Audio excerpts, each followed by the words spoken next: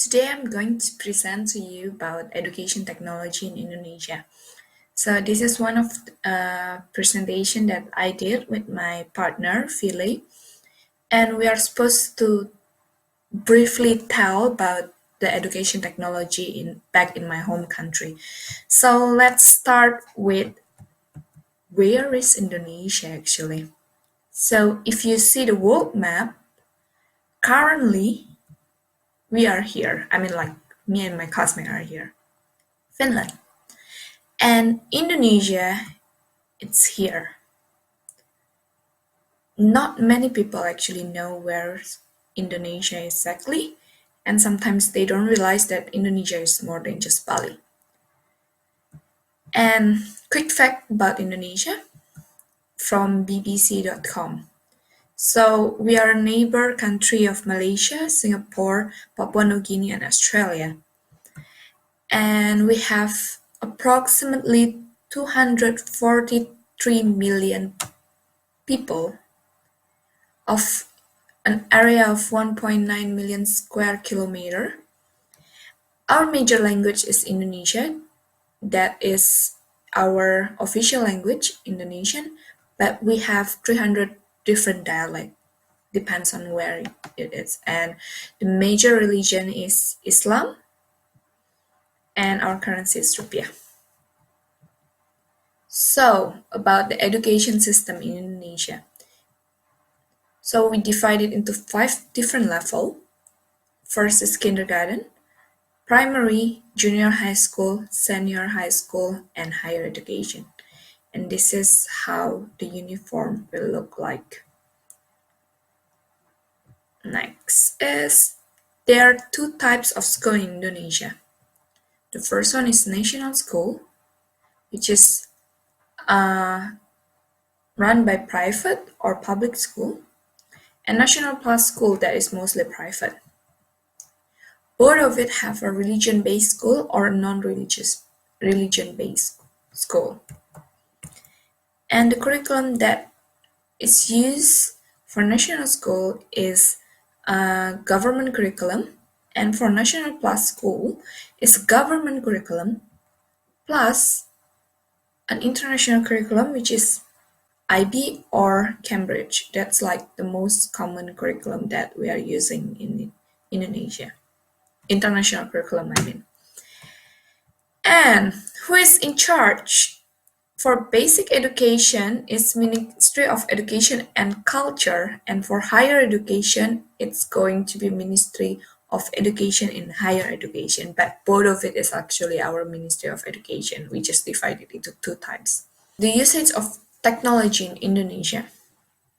In my opinion, you can find an advanced technology in the classroom easily in a lot of schools in Indonesia. They use variant different website, like all of this. Mostly some of the school are very familiar about this already. However, in other part of Indonesia, there are still students who study in this kind of condition. As you can see, it's not a proper classroom for them to study. Okay, let's go into a little bit facts about Indonesian education. We have more than 250,000 schools, and we are actually the 4th largest education system in the world. We have 2.6 million teachers. However, 54% of teachers are underqualified, and 36 of school need more teachers. We have over than 5 million students. However, more than 1.5 million teenagers in Indonesia won't or can't continue their study. Approximately 13% of the classroom in a poor or damaged condition. This is very, very sad. So when we talk about how we use technology in the classroom, the first thing that comes into my mind is it really depends. Why? As you can see, Indonesia is a very huge country with a lot of islands. We have approximately 103,000 islands. Equality is the main issue here. Jakarta is our main capital. And in my opinion, everything is cluttered there. Like people mostly invest there. Most of the embassy are there. There are some capital as well in different province. In my opinion, the further you're from Jakarta, the poor condition it's going to be, not only in education but in other things as well. The other major problem that we have in Indonesia is 20% of Indonesia having no electricity. How are we going to implement technology in our classroom if we don't even have electricity yet? We all aware that technology requires electricity. And without electricity, it will reduce the productivity of the citizen itself. Imagine if the students need to do their homework or they need to study. They need to study in this kind of condition, which is really, really sad. Luckily, there is people that still have heart to change Indonesia through education. There's one famous NGO called Indonesia Mengajar. They have a voluntary teaching project and they are sending a fresh graduate to teach to a remote area in Indonesia, which is a very good thing to do because it inspired them. Mostly the fresh graduate will have new idea, new inspiration to help people in the remote area to know things that they don't know, to bring technology to them. And obviously it's to improve Indonesian education, to make it even better. Education is the key to develop a nation. Let's see it from different perspectives. Hopefully people in Indonesia will be more open-minded and they will be more process focus oriented.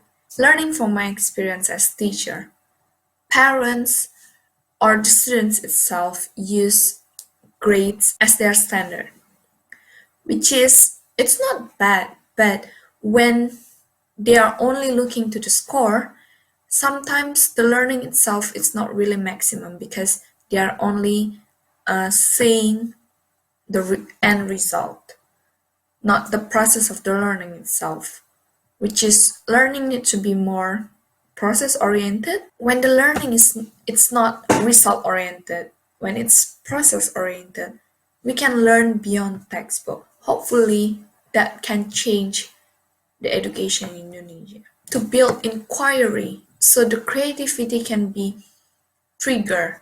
We can prepare generation for a better future so they can be ready to lead our nation.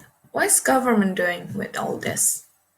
No, they are not just watching. They did do something. They have like a school management program, some library project, obviously funding project, and teacher training project, textbook project. Boss or it's basically like funding as well, but it's directly going to the student and funding for special need education. For boss itself, I did experience it before. I got an amount of money given to me to help my education, but in my opinion, that is not really effective because you don't really use the money for education itself. I forgot why what did I use it before. The problems. Corruption. As you can see from the chart, we are not doing well in corruption. So when corruption happen, no matter how good the project the government said, it won't work. Because obviously the funding is not being used according to what it's supposed to be. It causes inequality, like you can see. There's a lot of problem caused by it. And because of that as well, we don't have electricity yet in every place. Because of that as well, there are no funding to do more teacher training. Where there's very less teacher training, we can't upgrade teacher with new technology. And obviously, it will cause economical issue. This is something that need to be changed, even though it's not easy. But however, as an Indonesian, I start to see a lot of changes happening in Indonesia. There are hopes for us to see Indonesia to be better, to be clean. And let's see. Now, what is the differences between Finland and Indonesia? So first, Finland obviously is smaller than Indonesia, and they don't really have much ethnic variation. Indonesia is a widely spread country with multiple ethnic groups and language. In Finland, based from my Finnish friend, they said that most of the school are actually equal. It's almost the same. But in Indonesia, it depends on where is it located, like what I explained just now.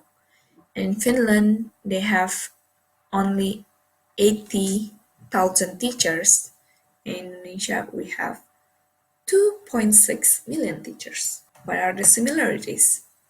Both of it have a national curriculum. Both of it use technology, but even though it's not maximum in Indonesia yet, teacher is a respected profession.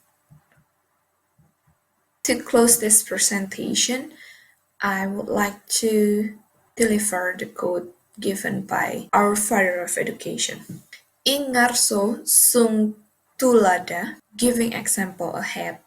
Ing madya mangun karsa, giving motivation side by side. Tut wuri handayani, giving support from the back. This is a quote by Ki Hajar Dewantara, the father of education in Indonesia. I hope that there are more young generation in Indonesia that have the patience to change the nation, to make it better. Because as teacher, you can give impact, you can inspire. When you're teaching, the next president of Indonesia might be sitting in your classroom, listening to you. And every single action that you did is impactful toward his or her life. So teach with your heart, with hope that we will make Indonesia a better place to live.